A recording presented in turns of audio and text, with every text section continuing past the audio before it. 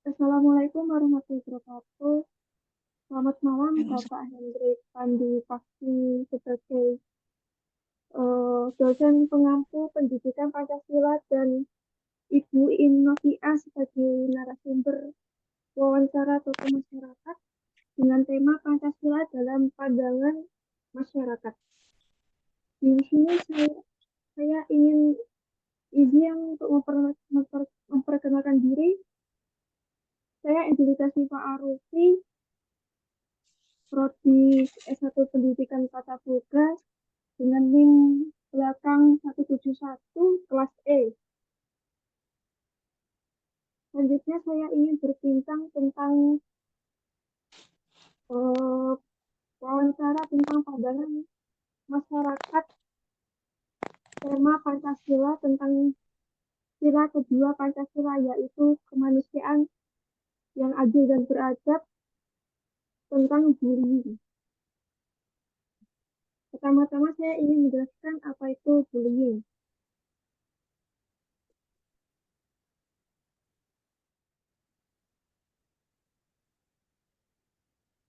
Bullying adalah suatu tindakan agresif yang dilakukan secara berulang yang dilakukan oleh satu kelompok pada suatu individu tertentu. Bullying biasanya ditujukan untuk individu yang dinilai lebih lemah atau berbeda di antara kebanyakan individu lainnya. Bullying dapat berupa verbal dan non-verbal.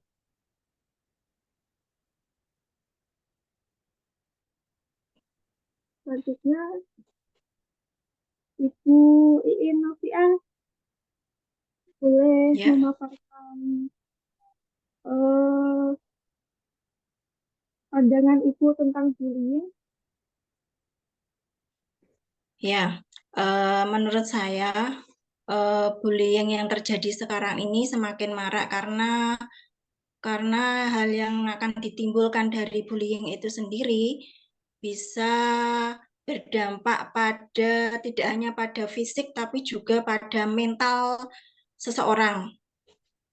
Seperti sekarang yang banyak banyak terjadi misalkan di sekolah itu sendiri bullying itu terkadang dari apa yang kita bicarakan itu lebih tanpa kita sadari antara sesama apa namanya siswa tanpa kita sadari itu sudah dari perkataan itu sendiri dari setiap anak itu tanpa sadar dia sudah apa namanya menyakiti hati teman yang lain itu tanpa disadari.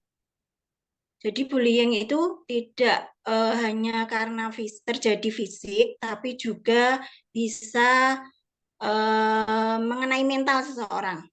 Seperti itu. Eh, dari dampak tersebut mungkin Ibu boleh jelaskan lebih rinci lagi dampak-dampaknya seperti apa? Ya, ini terjadi pada siswa saya sendiri. Kebetulan saya mengajar di salah satu madrasah sanawiyah. Di situ saya juga selaku waka kesiswaan. Jadi dari yang saya amati sekarang itu banyak anak-anak itu melakukan bullying yang tanpa mereka sadari. Semisal kemarin ini terjadi, eh, mereka itu saling mengolok-olok dalam artian tanpa mereka sadari dengan cara menyebut nama orang tuanya. Jadi misal peserta didik saya namanya Sania. Bapaknya namanya misalkan Rudi. Nah, teman-temannya yang lain itu mengolok-olok Rudi, Rudi seperti itu kepada Sania. Akhirnya anak tersebut, Sania itu merasa sakit hati sampai menangis. Kemarin itu saya tangani. Pas waktu kejadian itu saya tidak pas ngajar di kelas tersebut, tapi ada rekan kerja saya menyampaikan seperti itu. Akhirnya anak itu sampai 2 hari tidak masuk sekolah karena takut dibully teman-temannya. Jadi pembuliannya itu sangat luar biasa dampaknya sampai anak itu ketakutan untuk masuk ke sekolah. Akhirnya saya dekati teman-teman yang melakukan bullying itu karena tidak hanya satu dua orang yang melakukan bullying sampai mengatai nama orang tuanya tersebut. Jadi banyak anak, sekelompok anak yang mengolok-olok seperti itu. Akhirnya saya dekati, seperti itu tidak bagus. Itu tindakan yang sudah menyakiti perasaan hati teman kalian, yaitu Sania itu tadi. Dan teman-temannya ternyata tidak menyadari kalau itu apa yang dia katakan yang menurut mereka itu hanya barang bercandaan, tetapi faktanya melukai hati peserta didik yang Sania tadi. Akhirnya saya jelaskan, kalau tindakan kalian seperti itu sudah melukai, itu sudah menjurus ke bullying karena sudah menyakiti hati teman kalian sampai 2 hari tidak masuk. Akhirnya saya lakukan pendekatan, tidak boleh terjadi seperti itu lagi, kalian tidak boleh membuli seperti itu lagi, tidak boleh mengatai nama orang tua di depan teman-teman yang lain. Setelah kejadian itu, alhamdulillah,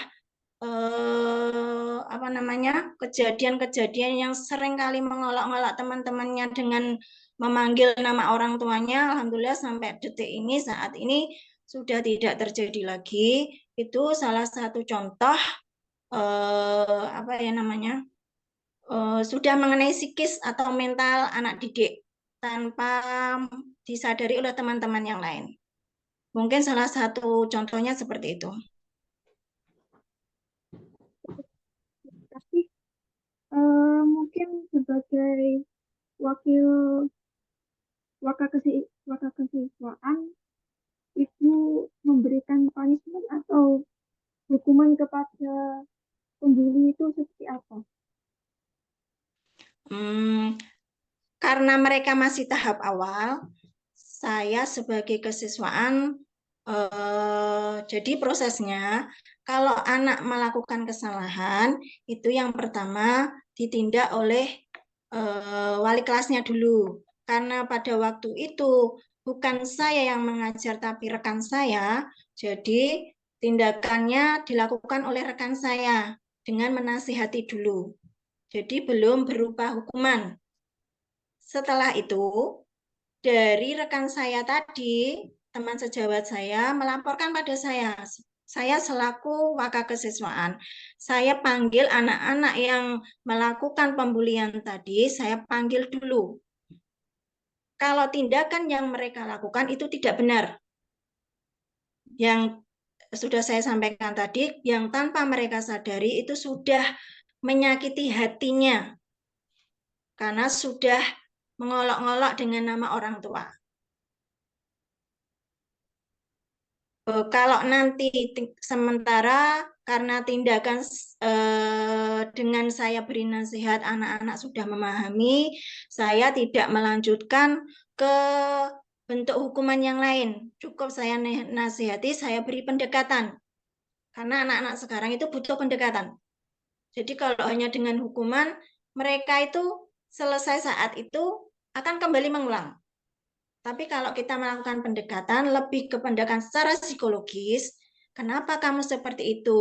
Itu hal yang tidak baik, tidak boleh dilakukan lagi, anak-anak akan kena ke hati. Dan alhamdulillah, anak-anak yang melakukan tadi sudah tidak melakukan bullying lagi. Seperti itu. Baik, selanjutnya apakah dari sisi korban sudah membaik keadaannya? Alhamdulillah sudah membaik keadaannya karena anak-anak yang melakukan bullying tadi sudah meminta maaf. Sebenarnya saya yakin suatu bullying itu ya namanya ya memaafkan mungkin anaknya ya, tapi kedepannya mungkin ada rasa sakit hatinya masih ada ya. Tapi dengan seiringnya waktu, insya Allah sakit hatinya akan menghilang karena saya dekati terus anak yang terkena bullying tadi, si Sania tadi, saya pantau terus dan saya dekati, saya tanya, apakah sudah memaafkan? Katanya, sudah Bu, saya sudah memaafkan. Oke, kalau sudah memaafkan, berarti harus enjoy dan nyaman lagi untuk belajar di kelas. Alhamdulillah anaknya sudah enjoy dan belajar lagi di kelas. Sudah ini ya, mungkin rasa sakit hatinya sudah ini ya, sudah tersembuhkan. Seperti itu.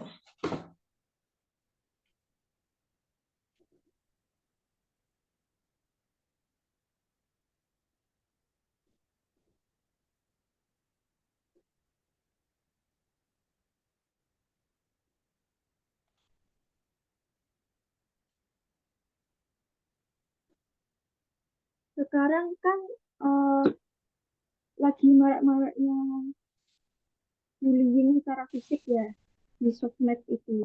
Ya, bagaimana Ya. pendapat Ibu tentang pembulian secara fisik itu, pandangan Ibu? Oke, kalau menurut saya yang secara fisik itu apa ya namanya? Mungkin lebih ke karakter ya, atau sudah dari lingkungan rumah mungkin ya, karena fondasi itu semuanya kan eh, dari rumah, dari keluarga. Kalau anaknya dari rumah itu sudah apa namanya? Ini ya, dari pihak keluarganya sudah stay, sudah bagus, insya Allah anaknya kalau di sekolah akan bagus juga. Kalau hal yang sampai fisik yang kemarin itu ya memang disayangkan kok sampai seperti itu ya, sampai kejadiannya menganiaya seperti itu. Mungkin apa kurang, kadang kalau di sekolah pun kita memantau 20, maksudnya selama pembelajaran kita pantau terus kan hal itu juga tidak mungkin ya. Tapi kalau menurut saya kalau sampai ke fisik itu sudah melanggar hukum. Kalau masih misalnya dalam artian membulinya menjiwit, mungkin kemungkinan kan masih ini ya bisa ditolerir, dalam artian anaknya bisa kita panggil, kita beli penjelasan, ini sudah menyakiti orang lain secara fisik. Tapi kalau sudah terjadi kekerasan, berarti kalau menurut saya dari pihak sekolah pun ya kita harus melakukan tindakan tegas karena sudah menganiaya. Kalau itu sama-sama terjadi di dalam sekolah kita, berarti ya kita harus menindak anak yang melakukan bullying secara fisik itu tadi. Kalau memang sudah mengarahnya sudah ini kekerasan yang yang parah ya, kita harus melaporkan, harus menuju jalur hukum juga. Dan saya tidak menyetujui hal seperti itu.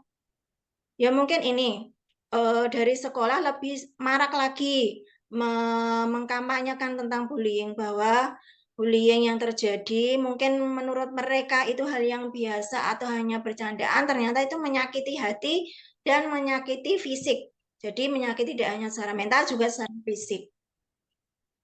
Itu. Berarti kalau menurut saya dari pihak sekolah lebih gencar lagi mengkampanyekan tentang bullying itu tadi. Biar anak-anak tidak seenaknya saling pukul, saling mengejek, saling apa namanya, menyakiti. Seperti itu. Jadi kalau kekerasannya sudah di luar batas, kita harus melangkah jalur hukum. Kita panggil orang tuanya. Kalau menurut saya seperti itu. Hmm, baik, eh, Ibu kan sekarang posisinya sebagai guru ya. Iya. Kalau berarti kalau di sekolah itu apa sudah ada seperti yang Ibu sebutkan, seperti kampanye pembulian, seperti itu, apa boleh dijelaskan?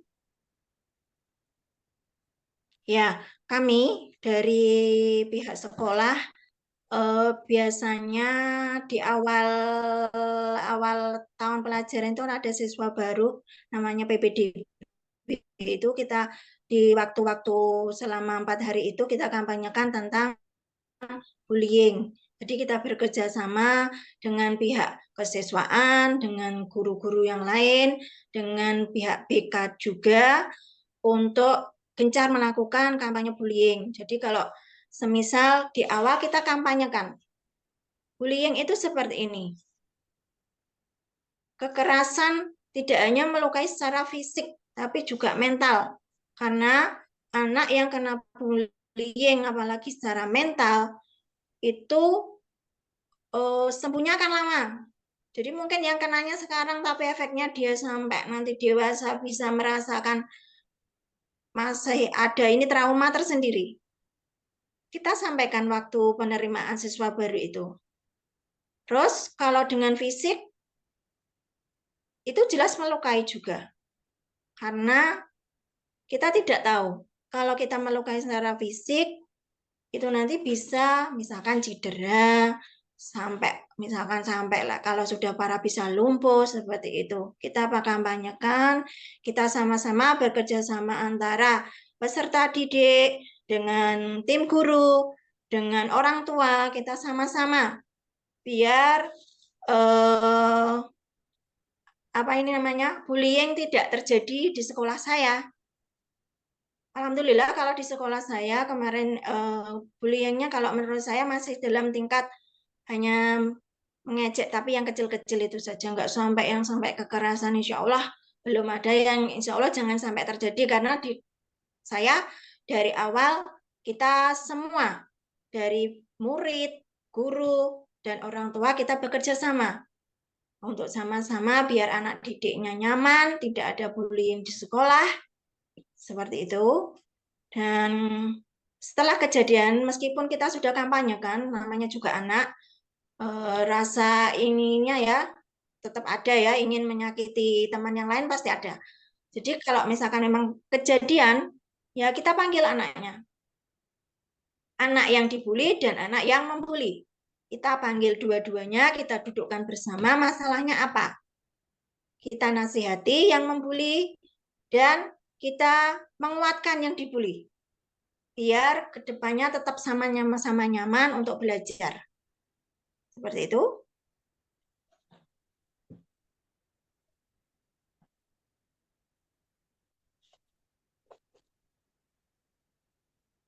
Saya dari paparan Ibu tadi, saya ingin bertanya, itu tadi kan bullying dari sesama murid ya.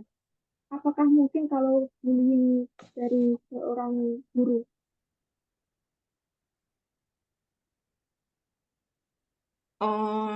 Bisa saja mungkin terjadi, karena menurut saya pribadi ya, bullying tidak hanya terjadi pada sesama siswa, tapi terkadang kita sebagai guru, sebagai pendidik, itu tanpa kita sadari juga sudah membuli anak didik kita. Loh, gimana seorang guru bisa membuli anak didik? Bisa saja. Terkadang kita itu kalau di kelas keceplosan, misal sampai berkata, kamu kok tidak bisa mengerjakan soal seperti ini, kamu misalkan sampai berkata, maaf ya bodoh atau apa, tanpa kita sadari itu kan sudah membuli anak. Itu perkataan yang tidak seharusnya kita lontarkan kepada peserta didik kita. Peserta didik itu sebenarnya semuanya pandai, tidak ada siswa yang bodoh. Semuanya sama. Hanya mungkin ada rasa malas di antara mereka. Semuanya sama, punya kemampuan yang sama. Mungkin anak-anak seusia itu ya memang apa ya namanya? Bisa tapi mungkin malas itu tadi. Jadi tugas kita, kalau saya pribadi ya sebagai guru dan mendidik, kita hati-hati dalam mendidik anak didik kita. Terkadang apa yang kita sampaikan itu tanpa kita sadari sudah melukai hati anak didik kita. Saya pribadi, kalau saya selesai mengajar, saya upayakan untuk meminta maaf dulu kepada anak didik saya. Saya mohon maaf, barangkali selama saya mengajar di kelas, saya ada ucapan atau perilaku saya menyakiti hati kalian, saya mohon maaf dan mohon dimaafkan. Seperti itu tadi. Jadi kalau saya pribadi, bisa saja seorang guru bisa membuli anak didiknya ya dengan itu tadi melalui perkataan. Misalkan pernah melakukan kesalahan, anak si A melakukan kesalahan. Ketika nanti pelajaran selanjutnya, mungkin minggu selanjutnya, pertemuan selanjutnya, si guru tadi mengungkit-ungkit kesalahan apa yang anak didiknya lakukan. Jadi penyakitnya, rasa sakit hatinya belum sembuh. Yang pertama mungkin sudah disakiti, yang kedua mengungkit-ungkit lagi kesalahannya, yang kedua itu sudah 2 kali menyakiti hati peserta didik kita. Makanya sebagai pendidik kita lebih hati-hati, lebih bisa mengontrol emosi. Kalau anak misalkan melakukan kesalahan, kalau sebisa kita jangan sampai menegur yang kelewatan sampai keluar-keluar kata yang tidak pantas untuk kita sampaikan kepada anak didik kita. Misal pun sampai melakukan kesalahan, nggak usah bilang kamu anak nakal atau apa, malah Masya Allah anak baik, anak solih, anak solihah. Siapa tahu dengan kata-kata kita yang seperti itu malah jadi kenyataan mereka yang awalnya nakal, malah menjadi menjadi anak yang baik lagi, menjadi anak yang solih dan solihah lagi. Mungkin ini ya, kalau menurut saya, kalau dari segi saya sebagai pendidik, itu tadi kita lebih berhati-hati lagi dalam bersikap, menyikapi anak-anak didik kita dengan karakternya mereka yang luar biasa dan berbeda-beda. Jadi kita tidak bisa menyamakan karakter anak didik kita itu harus sama seperti karakternya murid si A. Si B harus sama, tidak bisa. Semua punya karakter yang berbeda-beda. Kita lebih mengontrol emosi kita. Jangan sampai melukai apa yang kita sampaikan melukai hati anak-anak didik kita. Kita berusaha menyamakan anak-anak didik kita itu seperti anak kita sendiri. Jadi kita peluk mereka dengan rasa kasih sayang, kita didik mereka dengan rasa kasih sayang, biar mereka nyaman di sekolah. Jadi misalkan ada kejadian membuli anak didik yang dilakukan oleh peserta didik, itu tidak akan terjadi. Kurang lebihnya seperti itu. Masya Allah, luar biasa ya Bu. Misalnya Ibu sebagai guru, Ibu melihat rekan kerja itu atau sesama guru membuli murid Ibu seperti itu, apa tindakan Ibu yang ingin apa tindakan yang Ibu lakukan?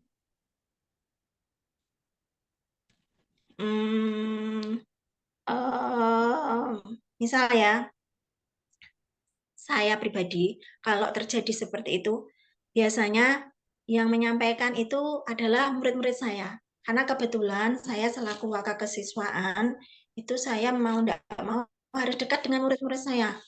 Apa yang terjadi pada mereka, apa yang dialami mereka, saya kok selalu setiap hari komunikasi. Jadi misalkan terjadi ada seorang guru yang menurut mereka membuli mereka, pasti mereka menyampaikannya ke saya. Jadi kalau saya misalkan mengetahui hal tersebut, saya ya pelan-pelan mendekati teman saya. Karena kalau sesama rekan kerja, kalau kita menasihati itu kesannya kan kayak kita menggurui teman kerja kita sendiri. Tapi saya coba, kalau saya selaku kesiswaan dan mungkin orang yang lebih tua di situ, saya akan coba mendekati rekan kerja saya. Kalau bisa tindakan seperti itu mungkin bisa diarahkan ke apa namanya, misalkan membentaknya terlalu keras, itu sudah menyakiti hati anak. Ya monggo. Kalau secara langsung tidak enak ya menyampaikan menegur teman itu ya. Mungkin waktu ini ya ada rapat atau apa, kita saling introspeksi diri. Mungkin pas waktu itu saya bisa menyampaikan. Menyampaikan dalam artian bukan masalah menasehati ya, ini sharing aja. Kalau saya pribadi ya, saya sharing, monggo teman-teman untuk ini ke depannya biar peserta didik kita nyaman. dengan kita sebagai guru di situ, anak-anaknya jadi senang belajar di kelas. Monggo kita sama-sama koreksi diri juga. Kalau sekiranya anak-anak kok biasanya kita ngajar ya misalkan rame, kenapa? Monggo kita introspeksi diri kita. Kenapa anak-anak didik kita sampai rame?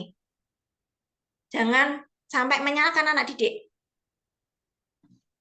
Misal ada anak didik kita di kelas kok nakal, kok celometan, ya monggo kita introspeksi juga. Kenapa kok anak didik kita bisa seperti itu? Mungkin saya sharingnya lebih ke situ ya, bukan terus personal saya ini langsung menegur, nanti kesannya tidak enak sama rekan sesama kerja. Mungkin seperti itu. Kalau dari saya pribadi lebih ke ini ya, lebih sharing aja di forum untuk kedepannya biar sekolahnya lebih ini ya, anak-anaknya lebih nyaman semua. Oke, baik. mungkin seperti itu. Dari berita-berita yang saya baca ini, Bu, banyak sekali guru yang seperti membuli atau menganiaya anak muridnya dengan seperti dipukul, dijewer atau ya dipukul seperti itu. Bagaimana pandangan Ibu? Pendapat Ibu seperti apa? Ya, itu tadi kita sebagai guru lebih mengontrol emosi lagi. Ya, kalau dengan tindakan fisik tidak akan menyelesaikan masalah, kalau menurut saya akan menambah masalah. Karena guru memukul itu kan tidak boleh ya, tidak diperbolehkan sampai memukul peserta didik. Kalau memang anak sampai melakukan kesalahan, dipanggil, ditegur saja. Kalau saya lebih ke ini, misal ada peserta didik saya melakukan kesalahan, saya nggak pernah sampai memukul ataupun menjewer sampai mengenai fisiknya, insya Allah di sekolah saya pun tidak diperbolehkan seperti itu karena aturannya nggak boleh menyakiti, melukai secara fisik kepada peserta didik. Lebih ke hukuman yang mengenai hati saja. Semisal saya suruh baca surat Yasin. Tuh, kalau melakukan kesalahan, baca surat Yasin, saya tungguin. Atau kalau enggak, menulis surat Yasin atau surat Baqiah atau apapun itu, yang penting bisa apa ya, memotivasi mereka lah menuju ini yang lebih baik, jangan sampai kita memukul. Karena kalau memukul itu rasanya apa ya, sudah kayak menyakiti hati kita sendiri ya. Kita sebagai orang tua sendiri kalau anak kita dipukul kan rasanya bagaimana gitu. Ya ibaratkan anak-anak didik kita sebagai seperti anak kita sendiri. Jangan sampai kita memukul, apalagi orang tua sudah menitipkan pada kita untuk kita didik menjadi anak yang baik. Jangan sampai karena kita emosi sampai memukul, kembali lagi kita tahan. Sebagai guru, misalkan anak senakal apapun kita tahan. Baca istighfar sebanyak-banyaknya mungkin, biar tidak sampai memukul tangan kita, memukul anak orang lain. Apalagi mereka sudah dititipkan ke sekolah untuk dididik, untuk jadi anak yang baik. Bukan malah kita lukai secara mental dan secara fisik. Mungkin kalau kita memberi hukuman, mungkin hukumannya lebih mendidik lah. Yang ada mungkin ada hubungannya dengan mata pelajaran yang kita ajar atau lebih ke keagamaan seperti itu.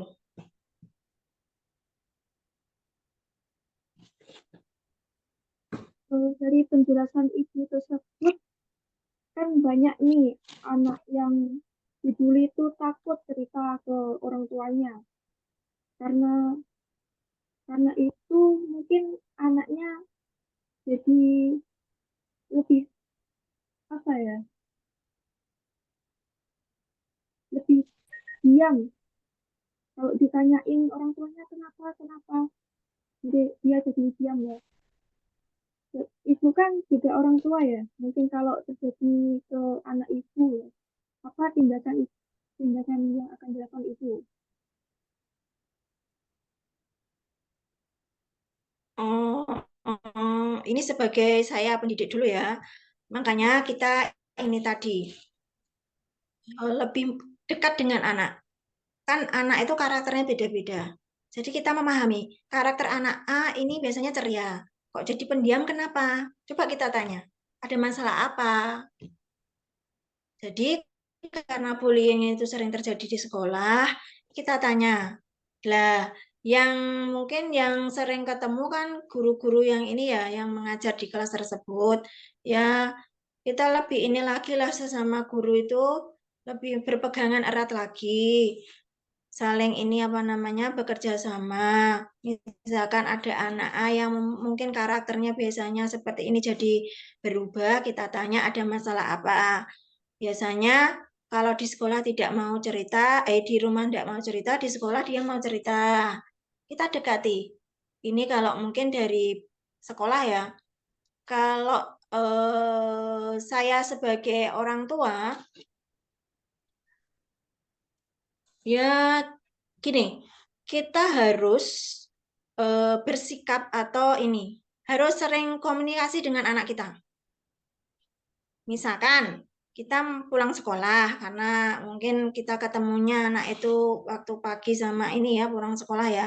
Pulang sekolah biasakan kalau anak itu misalkan waktu kita jemput. Misalkan waktu pulang sekolah misalkan anak tidak cerita kita tanya, ada apa di sekolah hari ini, cerita apa hari ini. Mungkin kita pancing-pancing seperti itu.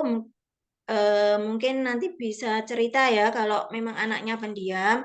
Kalau anaknya enggak pendiam, biasanya kan enggak kita tanya pun cerita ya ke kita.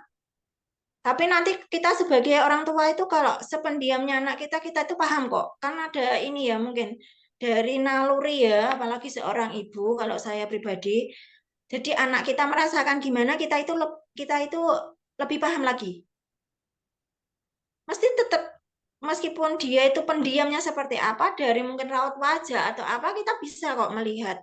Kalau kita sebagai orang tua ya pasti kita melihat. Dan misalkan itu terjadi kita tanya baik-baik ada masalah apa. Misalkan belum mau cerita kita mungkin ada waktu yang luang yang nanti next time kita tanya lagi kenapa lagi kalau memang mau cerita ya kita cari solusi.